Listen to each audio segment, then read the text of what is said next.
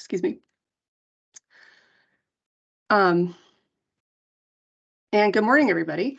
My name is Rebecca Gurnis. It's good to see everybody here. And thank you so much for registering for this training webinar, for registering for the Day of the Capitol, and for your interest in supporting our programs and our policy agenda. So I'm going to be going over just the agenda and speakers today. And Angela Jiskut, our commission chair, will be covering the Day at the Capitol overview, what to expect from the day, why we ask for your participation. Kevin Kester, who's also a commissioner here and a former legislator, will be giving his expert advice on how to connect with legislators and how to really get your message across, both for our agenda, but also just as in general for anything that you're working on. And then I will cover the volunteer IO policy priorities in more detail, what we're actually asking you to talk about with your legislators that day, and how we will be running the day of. So before I get too far, I'm hoping this video will work here. It's just 2 minutes.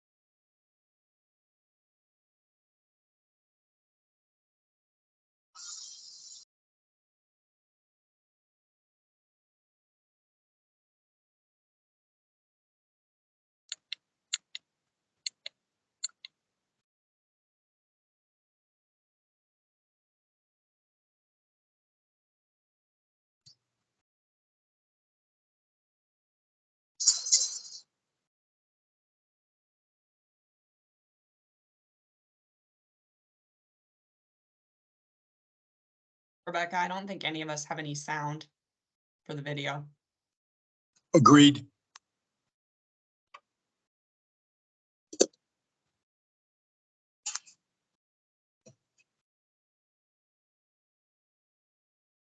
Rebecca, did you hear me say that?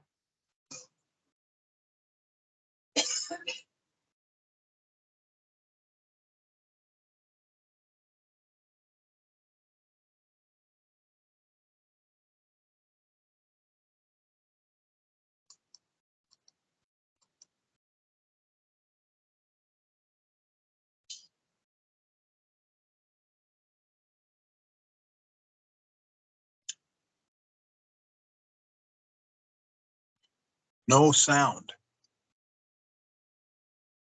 No video, audio.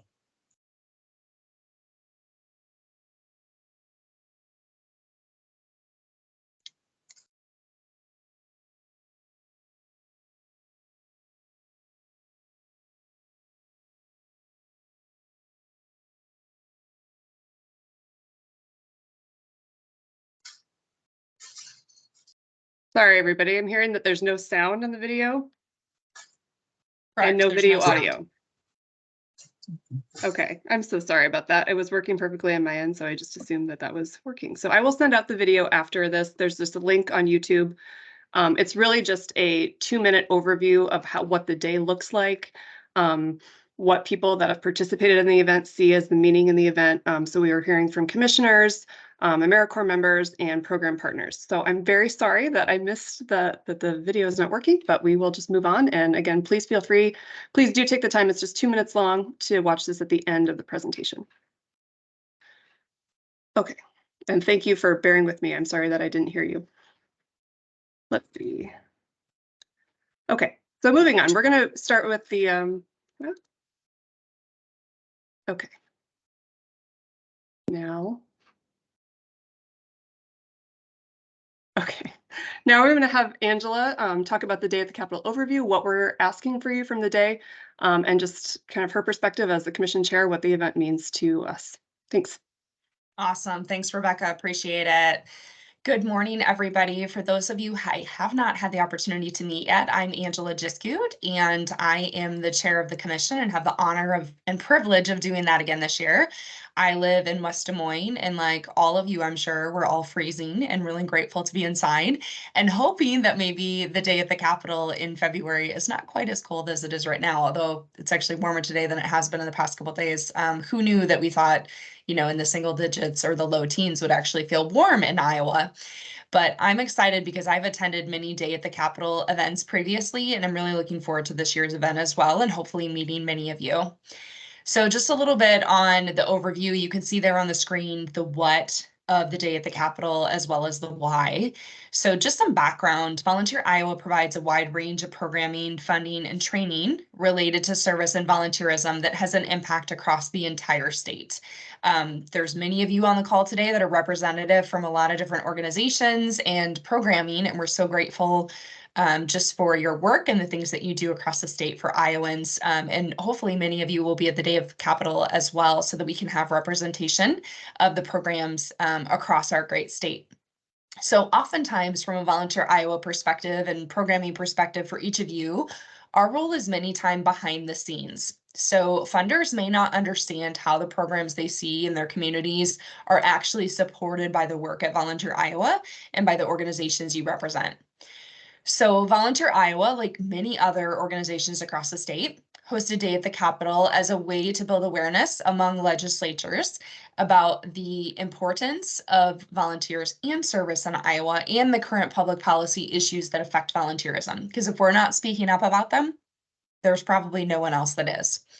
So hosting this day helps us to provide a unified message to legislators while also allowing participants, you, to be able to share unique contributions, your background, the programming, the impact your organization has as well. We want to make sure that we're attracting attention to Iowa nonprofits and volunteer programs to help legislators understand what's being accomplished by volunteers, as well as the critical services that could be lost without assistance from dedicated volunteers. Becca, you want to go to the next slide? So let's dig into the when and the who for the Day at the Capitol. You can see the details right there on the screen, February 2nd from 11 a.m. to 1 p.m.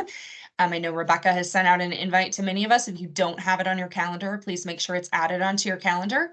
And also register as well. Rebecca has sent that link out. If you need it, let us know. Rebecca, hopefully you can drop it in the chat as well for people.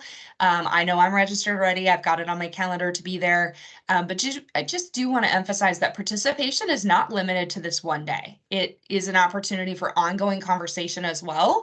And there's also virtual opportunities as well. If you're not able to make it on February 2nd, or again, as we just think about future, that we want to be having conversations ongoing with our legislators and making sure that they're understanding what we're doing for Iowans across the state and the critical programming and support that we give to volunteerism across our state. And I also just want to encourage that anyone that plans to participate from your program needs to register. This is really important for the Volunteer Iowa staff so that we can track and measure our outreach and really understand the critical touch points that we're having with our legislators, and then be able to fill in any gaps if there are. And just a note too of who should participate, called out in blue at the bottom of the slide, any staff member, participant, supporter of your program, really anyone who can speak to the value of Volunteer Iowa to your program or organization is really critical to have at the Day at the Capitol. All right, next slide. Thanks, Angela. Rebecca. I just want to interrupt for a second. There is a typo on the slide. The event is actually February 1st. It's Thursday, Oh, sorry. 11 to 1. So no, it's totally on me. So just everywhere else in the date, you should have, all the material should say February 1st, and I'll correct this before I send it out. But I just wanted to make that quick note. Awesome. Right. Thanks, Rebecca. I would have been looking at a calendar. I probably would have seen the day of the week and put 2 and 2 together. All right. That's great. All right. So February 1st, we're going to kick off February in the best way possible on the first day, which is great. So just some encouragement too on, why should you take part at the Day at the Capitol? I think for many of us, we can be a little hesitant to engage with policymakers. I know we've got Kevin here on the call as a policymaker that has participated in the state of Iowa. He's not scary, and neither are the rest of the policymakers either, right? They're just normal human beings like we are that have just stepped up and said, hey, I want to have a greater role in policymaking across the state. So, we could be hesitant and feel concerns of maybe just some confusion, like I'm not sure, what should I be doing, fear of laws. lack of board and leadership support, or just lack of staff time and expertise. Like those are just some perceived barriers that you may have from a day at the Capitol. But I just really encourage you, again, if we don't share our priorities with legislators, who will? Like, how are they going to know what's important to us and to Iowans if we're not representing that? And again, encourage you that there's going to be a ton of us there. I'm not perfect in this. I don't know all the ins and outs of it either, but we'll have lots of Volunteer Iowa staff there to support, commissioners to support. And it's just conversations, right? Like being able to talk about what's important and what your priorities are is really the key of it.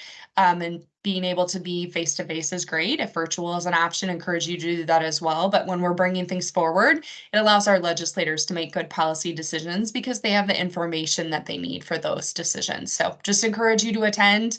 And if nothing else, it's a great learning opportunity and just a really cool experience as well. So I will wrap my portion, and Rebecca, I think I'm going to pass it to you. Great. Thanks so much, Angela. It's always great to hear from people that have been at the event to just share what their experiences and what their outcomes have been. So I really appreciate your talk. I'm going to go a little bit more in detail as what we're expecting from you as a participant at the Capitol event. There's a couple background materials that we have ready for you to review before the date on February 1st. But the most important thing to do before that date is to contact your legislator and set up an in-person meeting or a phone meeting or a video meeting in advance of that day. If it's an in-person meeting, obviously it would be if you're planning to come to the Capitol, try to schedule it for February 1st. That would kind of maximize your time. If you're unable to come in person, we absolutely welcome virtual participation. So a video meeting or a phone call with the legislator, you can definitely use our materials and reach out that way as well. The easiest way to find your legislator, and we'll have this the day of, is the Iowa Legislator website. You can put in your zip code or address, and they will tell you who your state and House representatives are and how to contact them. To contact them, we will have, and I'm going to go over a toolkit that we have provided every year, which has a template that you can send. You can modify an email or a letter to your legislator. You can call their office and use that template as well. Just reach out about what Volunteer Iowa is, what the Day at the Capitol's goals are, and then any details that you'd like to share about your program and specifically with them at that meeting. We have the opportunity for the event for programs and partners. If you would like to reserve a program table with us, we do still have space in the rotunda. So please let me know. You can either let me know on the registration, or you can just email me as well if you'd like a resource table. We will have our partners Iowa Mentor RSVP, as well as any AmeriCorps or program partners that would like to have a resource table. You're welcome to. And then I will be sending out a toolkit after this meeting, probably on Friday, that has everything that you need to prepare for the day. So that includes, these templates that I was mentioning, how to find the legislator, this link will be included, how to contact them, resources, talking points that we have, and our fact sheet that we have prepared for you to share with your legislator about our programs and about our policy agenda. So a little bit of homework before the day. On the day of February 1st, from 11 to 1, we'd hope that you'd be able to hold the meetings with your legislators that you have scheduled ahead of time, and then share this handout that I mentioned that we'll have available in the toolkit. It kind of looks like this front and back. There's a lot of words on there, so we're going to go over this in more detail later in the presentation, but this is what you'll be giving to legislators. On the front, it just shows our priorities and impacts as Volunteer Iowa, and then it goes into these specific program legislative priorities. We do have a version of this, and we'll go over in a little bit more detail later, the difference between lobbying and advocacy. So we do have an advocacy version for this that doesn't include the policy priorities for AmeriCorps members and anybody else that isn't allowed to lobby. So, and then afterwards, after you meet with your legislator, you can share your facts about your program, make your ask, celebrate your participation, take a photo with them, share it on the website, share it with our staff, and we would be happy to, we have an entire toolkit on social media as well, and so how you can use that to promote your connections with your legislators. After the day, we also would really appreciate you sending a thank you email to anybody that you met with that day. take our after action report, just letting us know who you met with, what you discussed, any advice you have for how we can improve the event going forward. It's just about a 5-minute survey after that. And then again, continue to celebrate any participation or any engagement that you have on social media. We'll be sharing the social media guide that has graphics like this or anything else that you can post on your social media channels to draw attention to the fact that you were at the Capitol advocating for Volunteer Iowa and that you engage with your legislators around this.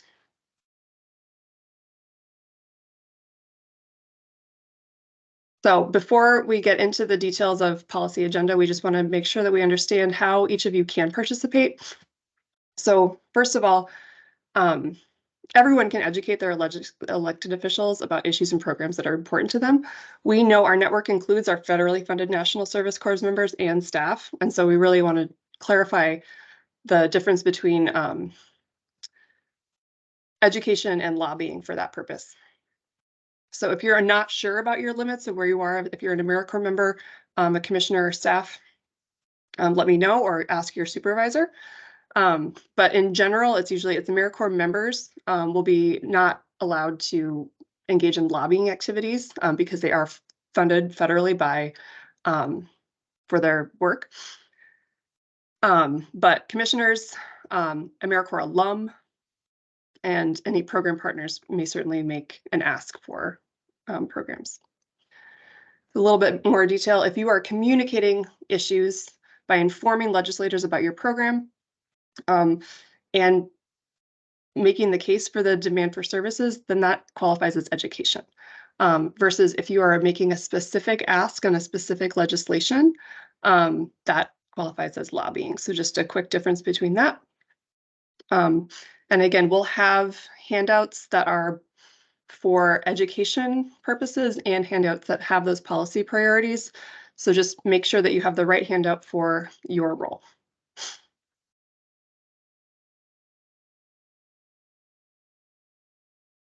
Right, I'm going to pass it to Kevin, who is going to share some firsthand experience with how to connect with your legislators and how to get your message across efficiently. Thank you. Well, good morning. We really appreciate you being willing to talk to your legislators and to come. Just this morning, I'm at the Capitol now, and the Veterans Day, they're having their day on the Hill, and many veterans are here and highly respected as they talk to their representative or their senator. And that's the kind of enjoyment and welcome that we are going to enjoy on February 1 at 11 o'clock. So the first thing I want to share is comfort. These people, as I serve 5 terms, we clamor for an opportunity to meet with constituents. So please do meet in person by sending a note in to the House or Senate, preferably both, and to let the person know that you are here for the appointment, that you already emailed them about that you would be in the building and anxious to see them between 11 and 1. So you start with a smile and you introduce yourself and your hometown or your county. Certainly also, maybe you have a different representative for where you live than where you actually work. Your office is just a few miles away, but it's a different House district. Speak to both. And then likely one senator. Being brief is difficult, but the handouts make it easier. And with your handout, you are going to speak, even if you are in AmeriCorps, you're going to speak about the program. You just don't need to reference a bill number or money. And regardless, it's enjoyable for that legislator to see someone from their district, especially if you traveled far. I'm from Ankeny. And so there were many visitors, but those that are further, many counties away, get fewer visitors. It's really important to try to see them in person. And if you can't, if something changed in their schedule, you provide the material and send it in. There are pages, high school students that are paid to deliver to the desk, even though we're not welcome on the floor to go in and take that to our representative or senator. So you're going to ask for program support. You're going to leave simple handouts. I recommend writing on them a little bit and leaving your information so they can contact you later. Most times they don't, but every time it's our responsibility to follow up with the email. The beautiful thank you email that was already posted for this presentation is just so critical to do the follow up and saying, even if I missed you, I mentioned that. But if we spoke, you will reference something memorable to you about that visit and thank them. And again, encourage your major punchline. Maybe it's about mentoring.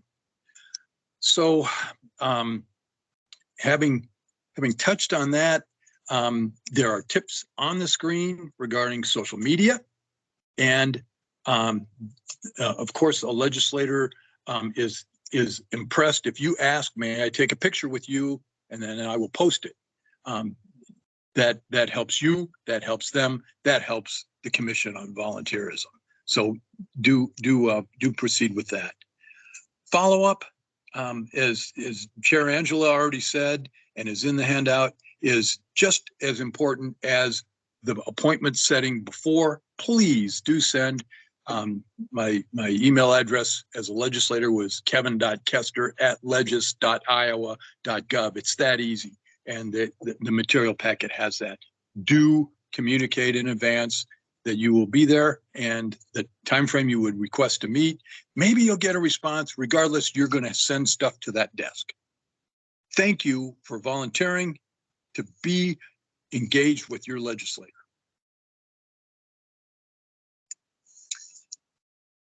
All right, thanks so much, Kevin.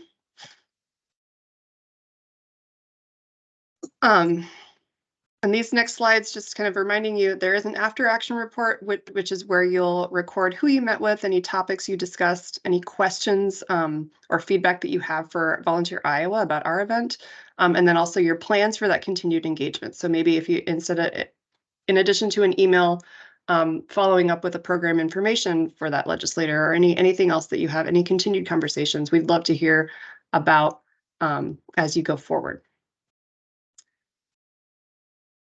And examples of continued engagement. You can feel free to send your officials the newsletters and press releases that are related to your program. If you are engaged on social media, certainly tag them in your posts, invite them to follow your organization, especially obviously if it's in their district, it's relevant to them. Ask for the support on days of service. So we just had a day of service on MLK Junior Day on Monday. We also have one on 9/11. Those are AmeriCorps national days of service. And so feel free to invite legislators to those. It's a great opportunity for them to see service in action and how it impacts their regions. And absolutely, you can make the ask to invite leaders to visit your program to see AmeriCorps and other activities in the field, in their legislative district. So there's a number of ways that you can reach out. These are just a few suggestions, but keep the conversations going. That really helps build the engagement and build the recognition of Volunteer Iowa and our importance to the state. So I'm just going to go over some highlights from last program year and our priorities for this year.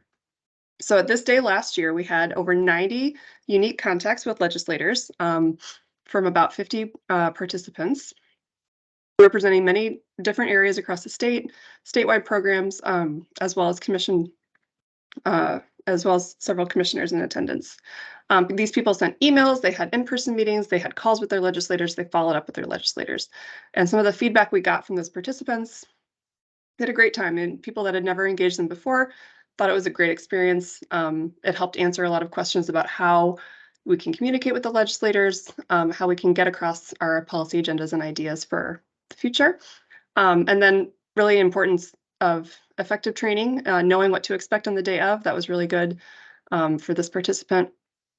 And again, this person felt very prepared for the event and ready to speak to their representatives when they got there. So that was really good for us to hear. Going over some of the 2023 accomplishments of Volunteer Iowa. To remind you, there are about 3 buckets of our work. We have a national service that's AmeriCorps programs and RSVP. We have community volunteer programs that are supported through other funding to support and grow volunteers in the communities that they're from. And we also have a Iowa Mentor, which is a statewide mentoring program and mentoring certification program.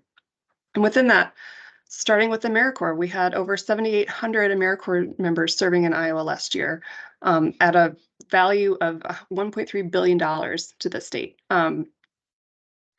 In community volunteerism, 57.6% of Iowans volunteered regularly, according to a statewide survey that we conduct every year, and or the Burfus conducts every year. And in the mentoring side, we have 6,000 youth that have a mentor because of Iowa Mentor and their programs.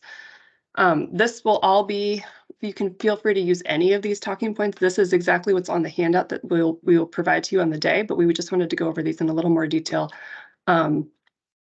that show some of the impact that we have across the state through the variety of our programs that we offer. And moving into our policy priorities, we've drafted the following principles that really guide our public policy work. This is available in our state service plan. This is kind of our continuing overarching policy guidelines. So from these, we develop a yearly agenda of policy goals, and which we'll go over in a minute. So basically, the Commission supports policies that foster a culture of service by removing barriers and fostering growth in service communities. And that includes building broadly the culture and climate for service in Iowa. We want people to be excited about serving, volunteering in their communities, and knowing how to access that. So the infrastructure needed for quality service and programs, that's back to like the community volunteering piece, that we have volunteer centers that connect volunteers with opportunities, that we have funding that can support those programs. Developing new service opportunities when we see a need that can be met through service, and streamlining our existing opportunities and programs, and really all about just growing that volunteer base, supporting that culture and climate to grow service. So we're going to start with the more specific legislative priorities for AmeriCorps seniors. Volunteer Iowa administers state funding that's provided to RSVP programs, which is a program of AmeriCorps seniors. And while at this time there's not state appropriation for other AmeriCorps seniors programs, we really hope that all will support our legislative priority for this year. So this is just status quo funding for AmeriCorps seniors, that $418,698 figure here. Oops.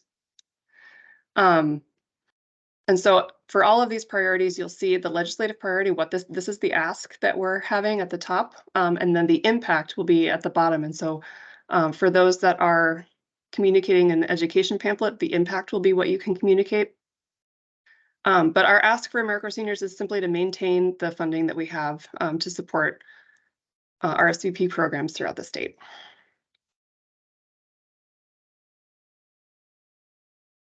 For AmeriCorps Iowa, we've identified 2 priorities for this year. One is related to the AmeriCorps tax burden, and one is supporting the Iowa National Service Corps.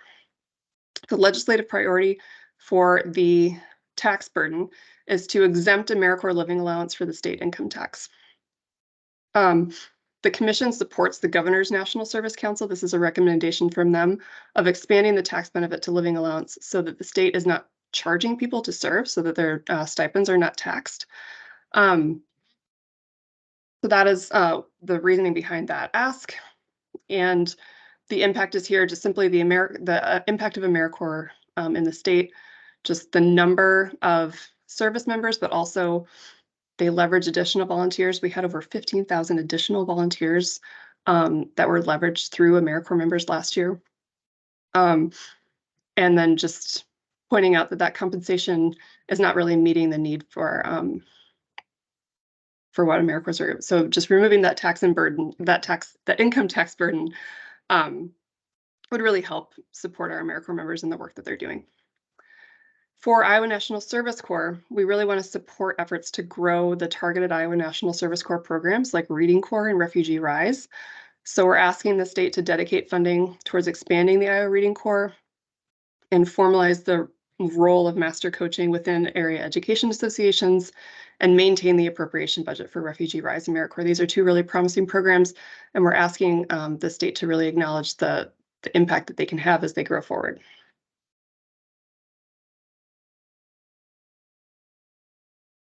For Iowa Mentor, this is our mentoring program. Volunteer Iowa houses Iowa Mentor, supporting youth serving mentoring programs throughout the state. So we're a certifying body for mentoring programs that serve youth. Our legislative priority here is to, again, maintain annual funding awarding for those program grants. This is awarded through the Health and Human Services Appropriations Subcommittee. The subcommittee members will be are part of that toolkit that we'll share out, so you'll know which legislators are part of that subcommittee that you can specifically ask for Iowa mentoring. Iowa Mentor certified programs receive over $700,000 in grant funding earmarked by public health, and so letting legislators know about this and the benefit of it is really critical. Additionally, Iowa Mentor receives about $100,000 in direct appropriation to support its work, and both of these are really critical to support mentoring. If you have questions about any of these legislative priorities, please reach out to me or Adam. He can provide much more detail. He was unfortunately unable to be here for this training today, so asked me to cover it. So if you have any further questions, he would be happy to answer them in any more detail. To wrap up this training, I'd like to answer if there's any questions right now. You can certainly reach out to our general email. You can also email me directly. And like I said, look for an email this Friday with a link to all of our online resources, this webinar recording, the toolkit, the social media guide, everything else that you'll need for the day. I'll be sending that out later this week. So I'm going to end the presentation, but we can certainly I'm happy to answer any questions or hear from you.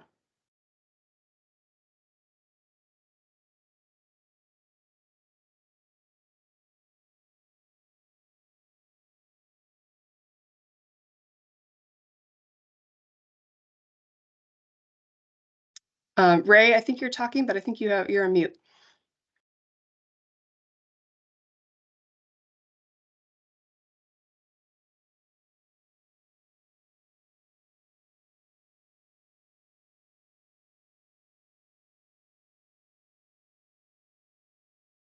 See if I can unmute you.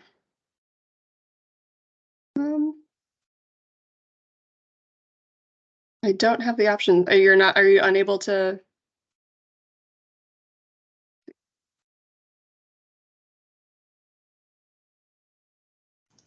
I got it. Oh, perfect. Okay. Well, first of all, thank you for the information.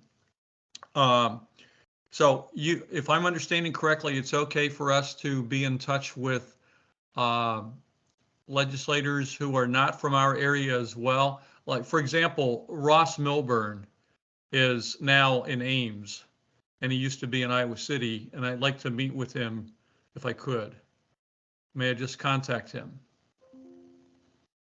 I'll let Kevin elaborate on this, but the answer is yes. I mean, if you're representing a statewide program or a program that is served by or that is within his jurisdiction, then yes, absolutely, you can reach out and communicate about Volunteer Iowa programs. Kevin, do you have anything to add there?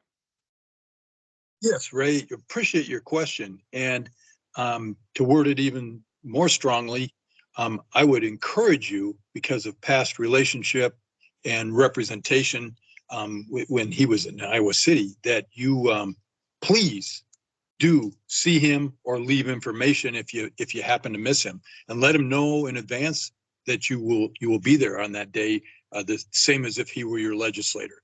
Those connections. Okay, yeah, he's actually invited. Please proceed.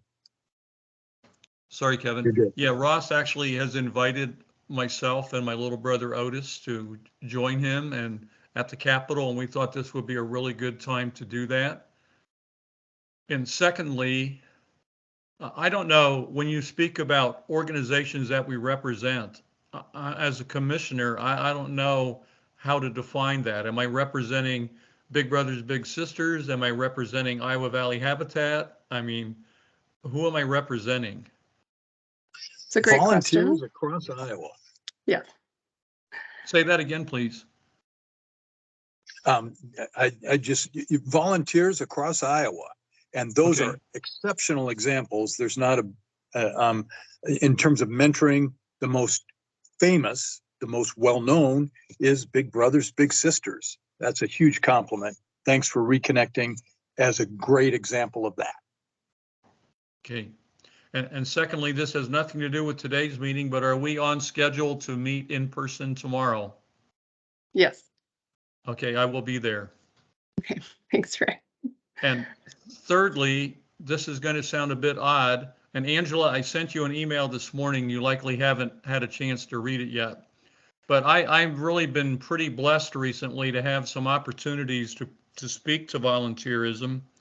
On December 18th, I was interviewed by Iowa Public Radio, and I would encourage us to have the opportunity to listen to that podcast at some point with Charity Nebbe. She does her Talk of Iowa show, and I was part of a segment on volunteerism and what it means to the volunteer, actually.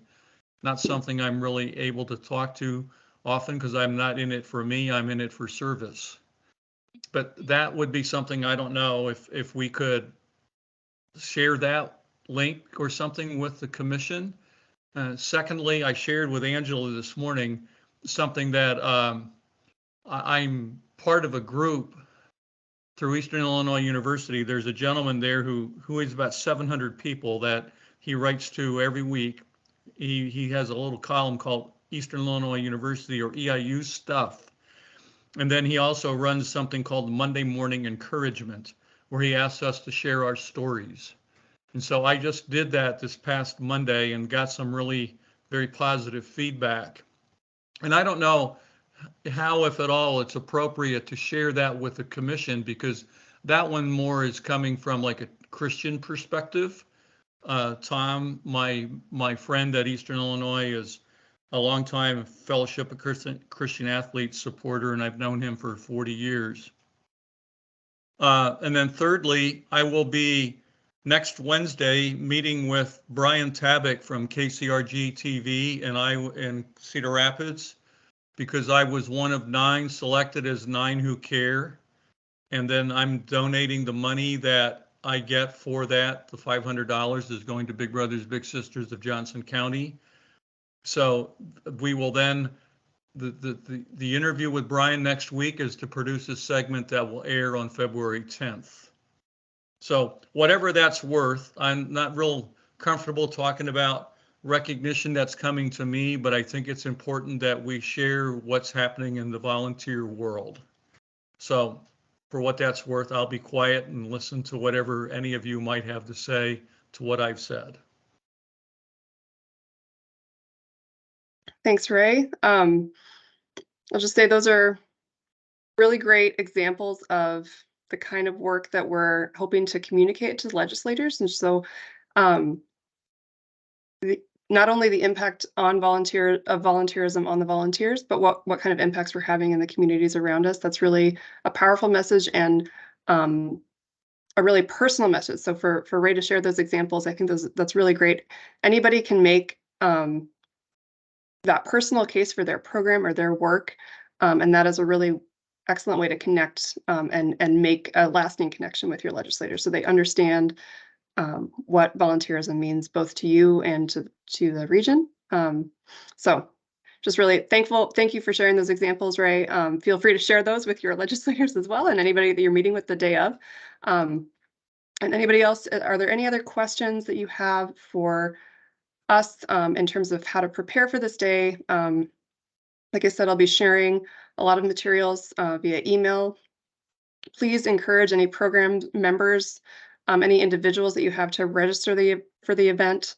We'd really love to see how many people, we really want to know how many people to expect. And so if there's just one person per program that's registering, that doesn't really give us the accurate picture of how many people will be preparing for that day. So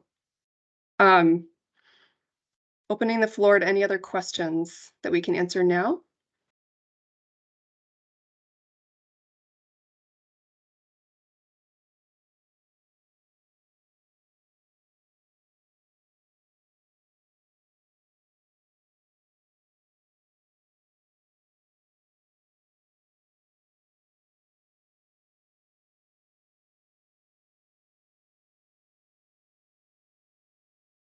I'm not seeing anything in the chat or hearing anybody. I can't see anybody trying to talk that's on mute, so I'm going to go ahead and end the session. But please feel free to reach out. Like I said, I will be look for your email this Friday with the toolkit, with the social media guide. Hopefully, we're trying to do a lot of the kind of the boring work for you, just making sure those templates are ready, that the pictures are ready to share, that we have all the hashtags and stuff ready to go for you, so that we really just have to think about a story and a connection to your program and a powerful way to connect with your legislator. And that's the work that we're asking from you. To make that ask, to set up the meeting, and to tell us about your conversation. So we're very excited for the day. We've always had a really great experience talking with all of you. And like I said, we'll have our program partners, RSVP, and Iowa Mentor there as well. Please let me know if you need a resource table. We'd love to have more program partners with us that day. And thank you so much for being here. Thank you. Goodbye. Bye, See everybody. you tomorrow. Yep. Thanks, everybody. Okay. Bye-bye.